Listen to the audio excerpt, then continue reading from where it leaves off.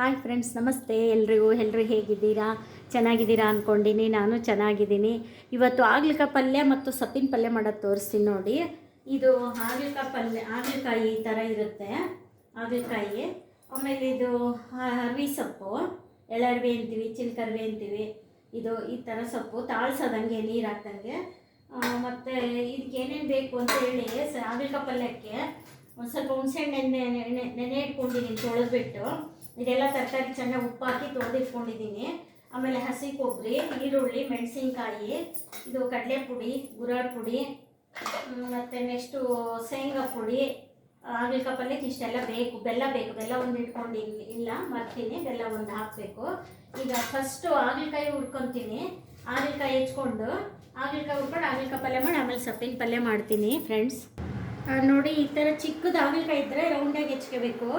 ದೊಡ್ಡದಿದ್ದರೆ 2 ಹೋಳು ಮಾಡಿಬಿಟ್ಟು ಹಾಗಲಕಾಯಿನ ಈ ಥರ ಮಾಡ್ಕೋಬೇಕು. ಒಂದೊಂದು ಚಿಕ್ಕದಿರೋದ್ರಿಂದ ಈ ಥರ ಹೆಚ್ಚೀನಿ, ದೊಡ್ಡದಿದ್ದಾಗ ಈ ಥರ ಹೆಚ್ಚೀನಿ. ಇವಾಗ ಇದು ಫ್ರೈ ಮಾಡ್ಕೊತೀನಿ. ಸ್ವಲ್ಪ ಎಣ್ಣೆ ಹಾಕಿ ಹುರ್ಕೋಬೇಕು. ಇದೆಲ್ಲ ಸ್ವಲ್ಪ ನೀರು ಬತ್ತಿದ್ಮೇಲೆ ಎಣ್ಣೆ ಹಾಕ್ತೀನಿ.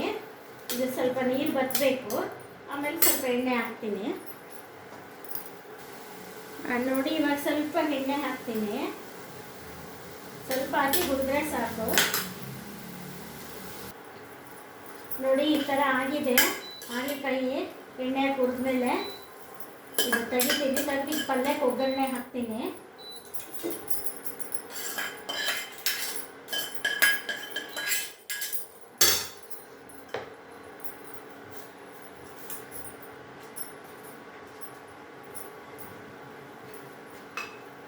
ಸ್ವಲ್ಪ ಎಣ್ಣೆ ಹಾಕಿದ್ದೀನಿ, ಯಾಕೆಂದರೆ ಹುರಿಯೋಕ್ಕೆ ಎಣ್ಣೆ ಹಾಕಿರ್ತೀವಲ್ಲ, 1-2 ಸ್ಪೂನ್ ಸಾಕು.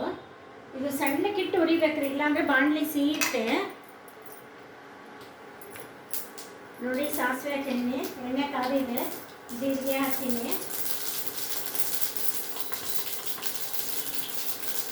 ನೆಕ್ಸ್ಟು ಕಡಲೆಬೇಳೆ ಹಾಕ್ತಾ ಇದ್ದೀನಿ. ಇದಕ್ಕೊಂದು ಸ್ವಲ್ಪ ಕಡಲೆಬೇಳೆ ಇದ್ದರೆ ಚೆನ್ನಾಗಿ. ನೆಕ್ಸ್ಟ್ ಕರಿಬೇವು. ಇದು ಕಡಲೆಬೇಳೆ ಸ್ವಲ್ಪ ಕೆಂಪು ಆದಮೇಲೆ ಈರುಳ್ಳಿ ಹಾಕಬೇಕು.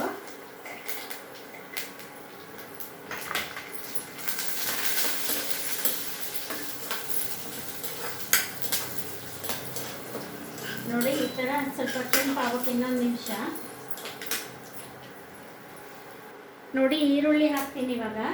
ಕಡಲೆಬೇಳೆ ಕೆಂಪಾಗಿದೆ ನೋಡಿ, ತೋರಿಸ್ತೀನಿ. ಈ ಥರ ಕೆಂಪಾಗಿದೆ. ಈರುಳ್ಳಿ ಹಾಕ್ತೀನಿ ಈಗ. ಈರುಳ್ಳಿ ಮಾಡಿದ್ಮೇಲೆ ಖಾರ ಪುಡಿ ಹಾಕಬೇಕು. ಇದು ಹಾಗಲಕಾಯಿ ಪಲ್ಯಕ್ಕೆ ಯಾವಾಗಲೂ ಖಾರ ಪುಡಿ ಚೆನ್ನಾಗಿರುತ್ತೆ. ಹಸಿಮೆಣಸಿನ್ಕಾಯಿ ಚೆನ್ನಾಗಿರೋದಿಲ್ಲ ರೀ, ಖಾರ ಪುಡಿನೇ ಚೆನ್ನಾಗಿ ಹಾಗಲಕಾಯಿ ಪಲ್ಯಕ್ಕೆ. ನೋಡಿ, ಈ ಕಡೆಗೆ ಹಾಗಲಕಾಯಿ ಪಲ್ಯ ಆಗೋದ್ರಾಗೆ ನೆಕ್ಸ್ಟು ಸ್ಟವ್ ಮೇಲೆ ಸೊಪ್ಪಿನ ಪಲ್ಯಕ್ಕೆ ಒಗ್ಗರಣೆ ಹಾಕ್ತೀನಿ. ಇದು ಹಸಿಮೆಣಸಿನ್ಕಾಯಿ, ಈರುಳ್ಳಿ, ಇದು ಸೊಪ್ಪಿನ ಪಲ್ಯ ಸ್ಟವ್ ಮೇಲೆ ಮಾಡ್ತೀನಿ. ಆಗಲೆಲ್ಲ ಕ್ಯಾಮ್ರಾ ತಿರುಗಿಸೋದೇನು ಅಂತೇಳಿ ಇಲ್ಲೇ ಮಾಡ್ತಾ ಇದ್ದೀನಿ. ನೋಡಿ, ಈ ಥರ ಈರುಳ್ಳಿ ಕೆಂಪಾಗಿದೆ ಮಾಗಿದೆ. ಈರುಳ್ಳಿ ಇವಾಗ ಉಪ್ಪು ಹಾಕ್ತೀನಿ. ಒಂದು 10 ಸ್ಪೂನ್ ಉಪ್ಪು ಬೇಕಾಗುತ್ತೆ. 10 ಸ್ಪೂನ್ ನೀವು ರುಚಿಗೆ ತಕ್ಕಷ್ಟು ಹಾಕೊಳ್ಳಿ ಉಪ್ಪು. ನೆಕ್ಸ್ಟು ಇದು ಹಾಕ್ತೀನಿ, ಅರಿಶಿನ ಪುಡಿ ಹಾಕ್ತೀನಿ.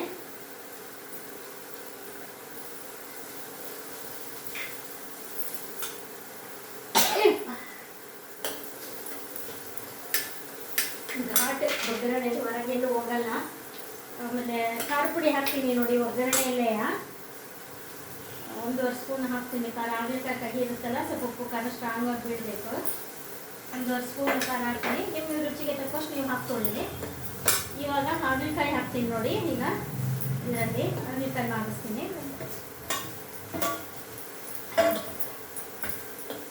ಇದಿಷ್ಟು ಹುಣಸೆಹಣ್ಣು ಎಣ್ಣೆ ಇಟ್ಕೊಂಡಿನಿ, 1 ನಿಂಬೆಹಣ್ಣಿನಷ್ಟು. ಇದು ಸ್ವಲ್ಪ ಒಗ್ಗರಣೆ ಮಾಡಬೇಕ್ರಿ ಹಾಗಲಕಾಯಿ. ಮಾಡಿದ್ಮೇಲೆ ನೀರು ಹಾಕ್ತೀನಿ. ನೋಡಿ, ಈಗ ಒಗ್ಗರಣೆ ಎಲ್ಲ ಹತ್ತಿದೆ. ಇದಕ್ಕೆ ಸ್ವಲ್ಪ ಹಸಿ ಕೊಬ್ಬರಿ ಹಾಕ್ತೀನಿ. ಆಮೇಲೆ ಇದು ಬೆಲ್ಲ ಹಾಕ್ತೀನಿ. 1 ಲೋಟ ನೀರು ಹಾಕ್ತೀನಿ. ಇದು ಸ್ವಲ್ಪ ಬೆಂದ್ಮೇಲೆ ಹುಣಸೆಹಣ್ಣು ಹಿಂಡೋದು. ಇವಾಗಲೇ ಹುಣಸೆಹಣ್ಣು ಹಿಂಡ್ಬಿಟ್ರೆ ಕಬ್ಬೆ ಇರ್ತವೆ, ಸ್ವಲ್ಪ ಬೇಯಬೇಕು. ಬೆಂದಮೇಲೆ ಹಾಕ್ತೀನಿ ಇದನ್ನು ಹುಣಸೆಹಣ್ಣು ಎಲ್ಲ. ನೋಡಿ, ಹುಣಸೆಹಣ್ಣು ಹಿಂಡ್ತಾ ಇದ್ದೀನಿ ಇವಾಗ. ಇಷ್ಟು ಸಾಕು, ಮತ್ತೆ ನೀರು ಹಾಕಿ ಹಿಂಡೋದೇನು ಬೇಡ. ಇದು ಇಷ್ಟೇ ಸಾಕು ಸ್ವಲ್ಪ ಪಲ್ಯ. ನೆಕ್ಸ್ಟು ಇದು ಹಾಕ್ತೀನಿ ನೋಡಿ. ಇವಾಗ 1 ಸ್ಪೂನು ಗುರಾಳ್ ಪುಡಿ, 1 ಸ್ಪೂನು ಪುಟಾಣಿ ಪುಡಿ, ಕಡಲೆ ಅಂತೀವಿ ಪುಟಾಣಿ ಅಂತೀವಿ. ಆಮೇಲೆ 1 ಸ್ಪೂನು ಶೇಂಗಾ ಪುಡಿ, ಮಸಾಲೆ ಪುಡಿ, 1 ಸ್ಪೂನು ಮಸಾಲೆ ಹಾಕ್ತೀನಿ. 1 ಸ್ಪೂನ್ ಬೇಕಾಗುತ್ತೆ. 1 ಸ್ಪೂನ್ ಮಸಾಲೆ ಪುಡಿ. ಇಷ್ಟೇ ಪಲ್ಯ. ಒಂದು 2 ನಿಮಿಷ ಕುದ್ದುಬಿಟ್ರೆ ಇದೆಲ್ಲ ಮಸಾಲೆ ಎತ್ತಿಬಿಟ್ರೆ ಪಲ್ಯ ರೆಡಿ ಆಗೋಯ್ತು. ಸ್ವಲ್ಪ ನೀರು ಕಡಿಮೆ ಇದ್ದರೆ ನೀರು ಹಾಕ್ಕೋಬೇಕು. ಸ್ವಲ್ಪ ಇದು ಕುದ್ರೆ ಕಡಿಮೆ ಅನಿಸುತ್ತೆ, ಸ್ವಲ್ಪ ನೀರು ಹಾಕ್ತೀನಿ. ಸ್ವಲ್ಪ ಕುದಿಬೇಕಿದು, ಮಸಾಲೆ ಎಲ್ಲ ಹಾಕಬೇಕು ಅಂದರೆ ಅದಕ್ಕೆ ಸ್ವಲ್ಪ ಮತ್ತೆ ನೀರು ಹಾಕಿದೆ. ನಿಮಗೆ ನೀರು ರಸ ಎಷ್ಟು ಬೇಕೋ ಅಷ್ಟು ಮಾಡ್ಕೊಳ್ಳಿ. ಗಟ್ಟಿ ಪಲ್ಯ ಮಾಡ್ಕೊಳ್ಳೋದ್ರೆ ಮಾಡ್ಕೊಳ್ಳಿ. ನನಗೆ ಸ್ವಲ್ಪ ರಸ ಪಲ್ಯ ಇಡಬೇಕು, ಅದಕ್ಕೆ ನಾನು ಸ್ವಲ್ಪ ರಸ ಮಾಡ್ಕೊತೀನಿ. ನೋಡಿ ಈ ಥರ ಹಾಗಲಕಾಯಿ ಪಲ್ಯ ಆಗಿದೆ. ಸ್ಟವ್ ಆಫ್ ಮಾಡ್ತೀನಿ. ಹಾಗಲಕಾಯಿ ಪಲ್ಯ ಆಯಿತು. ನೆಕ್ಸ್ಟ್ ನೋಡಿ ಹಾಗಲಕಾಯಿ ಪಲ್ಯ ಅಂದರೆ ಸೊಪ್ಪಿನ ಪಲ್ಯನೂ ಆಯಿತು. ಸೊಪ್ಪಿನ ಪಲ್ಯನೂ ಆ ಕಡೆ ಸ್ಟವ್ ಮೇಲೆ ಮಾಡಿದೆ. ಸೊಪ್ಪಿನ ಪಲ್ಯನೂ ಆಯಿತು. ನೆಕ್ಸ್ಟ್ ಈಗ ರೊಟ್ಟಿ ಮಾಡ್ತೀನಿ.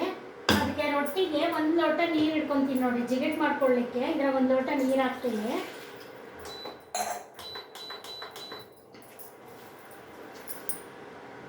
ನೋಡಿ ನೀರು ಕುದೀತಾ ಇದೆ. ಇವಾಗ ನೀರು ಕಸಕ್ಕಿಟ್ಟಿದ್ನಲ್ಲ, ನೀರು ಕುದೀತಾ ಇದೆ. ನೀರು ಕುದಿಯುವಾಗ ಇದು ಹಿಟ್ಟು 1 ಲೋಟ ನೀರಿಗೆ 1 ಲೋಟ ಹಿಟ್ಟು ತೊಗೊಂಡಿನಿ ನೋಡಿ.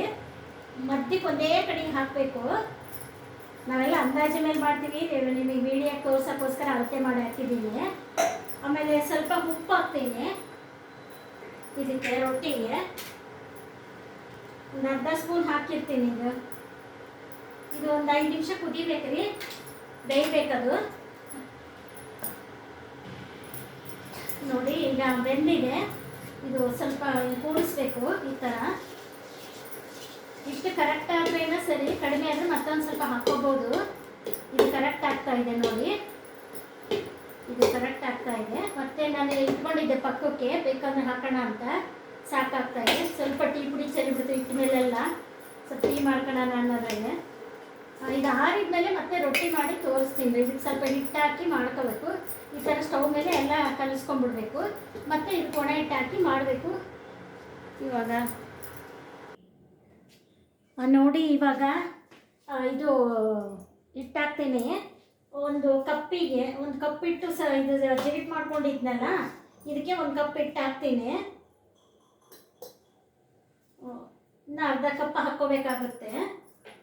ಅಂದಾಜು ಮೇಲೆ ಹಾಕ್ತೀವಿ. ಅರ್ಧ ಕಪ್ ಇದೆ ನೋಡಿ, ಇನ್ನು ಅರ್ಧ ಕಪ್ ಹಾಕ್ತೀನಿ ನಾನು. 1.5 ಕಪ್ ಹಿಟ್ಟು.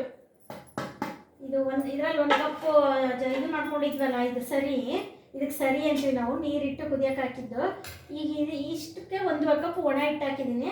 ಇದನ್ನು ಸ್ವಲ್ಪ ಎಲ್ಲ ಚೆನ್ನಾಗಿ ಕಲಿಸ್ಬೇಕು. ಹಿಂಗೆ ಫುಲ್ಲು ಎಲ್ಲ ಕಲಸಿ ಆಮೇಲೆ ತೋರಿಸ್ತೀನಿ. ಚೆನ್ನಾಗಿ ನಾದ್ಬಿಟ್ಟು ನೋಡಿ, ಈ ಥರ ಎಲ್ಲ ಗೂಡಿಸ್ಕೊಂಡಿನಿ. ಹಿಟ್ಟು ಅದು ಸರಿ ಅಂತೀವಿ, ಜಿಗಿಟು ಅದು. ಈಗ ಸ್ವಲ್ಪ ಡ್ರೈ ಆಯ್ತಲ್ಲ, ಸ್ವಲ್ಪ ನೀರು ಚುಮ್ಸ್ಕೊಂಡು ಮತ್ತೆಲ್ಲ ಹಿಂಗೆ ಚೆನ್ನಾಗಿ ಕಲಿಸ್ಬೇಕು. ನಿಮಗೆ 1 ಕಪ್ ಹಾಕೊಂಬಿಡಿ, ಸರಿ ಹೋಗುತ್ತೆ. 1 ಕಪ್ ಸರಿಗೆ 1 ಕಪ್ ಹಿಟ್ಟು ಹಾಕೊಂಬಿಡಿ, ಅವಾಗ ಜಿಗಿಟು ನಿಮಗೆ ಸರಿ ಹೋಗುತ್ತೆ. ನಮಗೆ ಅಂದರೆ ನಡೆಯುತ್ತೆ, ಸ್ವಲ್ಪ ಅಭ್ಯಾಸ ಇರುತ್ತಲ್ಲ. ಸ್ವಲ್ಪ ನೀರು ಚುಮ್ಸ್ಕೊಂಡು ಎಲ್ಲ ಮಾಡ್ಕೊತೀವಿ ಈ ಥರ ನೋಡಿ. ಮತ್ತೆ ಸ್ವಲ್ಪ ನೀರು ಚುಮ್ಸ್ಕೊತೀನಿ. ಅವಾಗ ಸ್ವಲ್ಪ ಚುಮ್ಸ್ಕೋಬೇಕ್ರಿ ಇದನ್ನು. ಈ ಥರ ಗೂಡ್ಸೋವರೆಗೂ ನೋಡಿ, ಈ ಥರ ಆಗಿದೆ. ಈ ಥರ ಗಟ್ಟಿ ಮಾಡ್ಕೋಬೇಕು. ಮತ್ತು ಇದನ್ನು ಮತ್ತೊಂದು ಸ್ವಲ್ಪ ನೀರು ಚುಮ್ಸ್ಕೊಂಡು ಮತ್ತೆ ಇದನ್ನೊಂದು ಸ್ವಲ್ಪ ಗಟ್ಟಿ ಮಾಡ್ಕೋಬೇಕು. ಇದು ಚಪಾತಿ ಹಿಟ್ಟು ಥರ ಅಲ್ಲರಿ, ಅವರು ಕಲ್ಸೋಕ್ಕೆ ಚೆನ್ನಾಗಿ ಈ ಥರ ನಾದಬೇಕು ನೋಡಿ.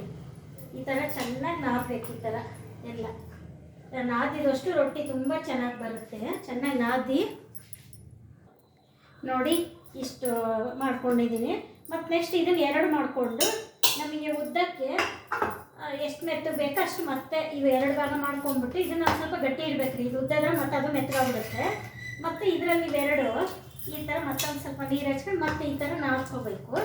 ನಿಮಗೆ ಉದ್ದಕ್ಕೆ ಎಷ್ಟು ಗಟ್ಟಿ ಬೇಕೋ ಮೆತ್ತು ಬೇಕೋ ನೋಡ್ಕೊಂಡು ಮತ್ತೊಂದು ಸ್ವಲ್ಪ ಹಿಂಗೆ ಕೆಳಕ್ಕಷ್ಟೇ ಹಚ್ಕೋಬೇಕು ನೀರು. ಆಮೇಲೆ ಈ ಥರ ಮಾಡ್ಕೋಬೇಕು. ಈ ಥರ ಚೆನ್ನಾಗಿ ನಾದಬೇಕು ನೋಡಿ. ಇವಾಗ ಹುಳಿ ಹಾಕ್ತೀನಿ. ಹುಳಿ ಹಾಕೊಂಡು ನೆಕ್ಸ್ಟ್ ಉದ್ದದ ತೋರಿಸ್ತೀನಿ. ನಿಮ್ಗೆ ಎಷ್ಟು ಬೇಕೋ ಅಷ್ಟು ಉದ್ದ ಮಾಡ್ಕೋಬೋದು ನೋಡಿ. ಈ ಥರ ಇಷ್ಟು ಉದ್ಕೊಂಡಿನಿ. ಆಮೇಲೆ ಈ ಥರ ಕೈಯಲ್ಲಿ ರಗ್ಗಟ್ಟಬೇಕು. ಈ ಥರ ರೊಟ್ಟಿ ಉದ್ದದ ಹೇಗೆ ಅಂದರೆ ಈ ಥರ ಈ ಥರ ಮಾಡಿಕೊಂಡು, ಚಪಾತಿ ಆದರೆ ಹಿಂಗೇನು ಇದು ಮಾಡೋದಿರಲ್ಲ, ರೊಟ್ಟಿ ಈ ಥರ ಮಾಡ್ಕೋಬೇಕು. ಕೆಲವ್ರು ಬಡಿತಾರೆ, ನಾವು ಉದ್ದುತ್ತೀವಿ. ನಾವು ದಾವಣಗೆರೆ ಚಿತ್ರದುರ್ಗದ ಕಡೆಯವರು, ಬಳ್ಳಾರಿ ನಮ್ಮ ಮನೆಯವ್ರ ಕಡೆ, ಕೊಟ್ಟೂರು ನಮ್ಮದು, ನಮ್ಮ ಮನೆಯವ್ರದ್ದು.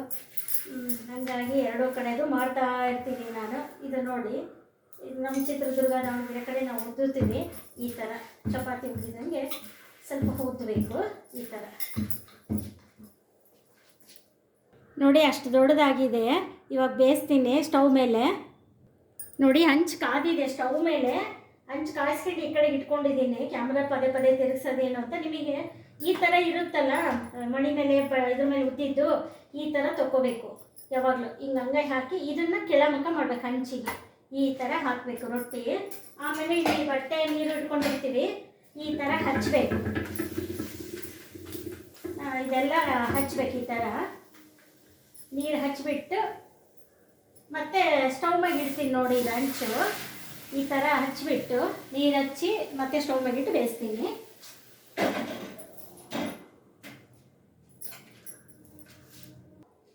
ನೋಡಿ, ಈ ಥರ ಹಿಂಗೆ ತಿರುವಿ ಹಾಕಿ ಎಲ್ಲ ಚೆನ್ನಾಗಿ ಬೆಂದಿದೆ. ನೋಡಿ, ಸುಡ್ತಾ ಇದೆ ನೋಡಿರಿ. ಈ ಥರ ಚೆನ್ನಾಗಿ ಬೆಂದಿದೆ ರೊಟ್ಟಿ ಇದು. ಈಗ ಇನ್ನೊಂದು ರೊಟ್ಟಿ ಹಾಕ್ತೀನಿ. ಅದೇ ಥರನೇ ಫಸ್ಟ್ ಏನು ಹಾಕಿದ್ವೋ ಅದೇ ಥರನೇ ಹಿಂಗೆ ತೊಗೊಂಬಿಟ್ಟು ಈಗ ಉಲ್ಟಾ ಮಾಡಿ ಹಾಕಬೇಕು. ಮತ್ತು ಸ್ವಲ್ಪ ನೀರು ಹಚ್ಚಬೇಕು. ಹಿಂಗೆ ಸ್ವಲ್ಪ ನೀರು ಹಚ್ಚಿ ಮತ್ತೆ ಈ ರೊಟ್ಟಿನೂ ಹಂಗೆ ಬೇಯಿಸ್ಬೇಕು. ಗ್ಯಾಸ್ ಮೇಲೆ ಇಟ್ಟು ಬೇಯಿಸ್ತೀನಿ. ಮತ್ತೆ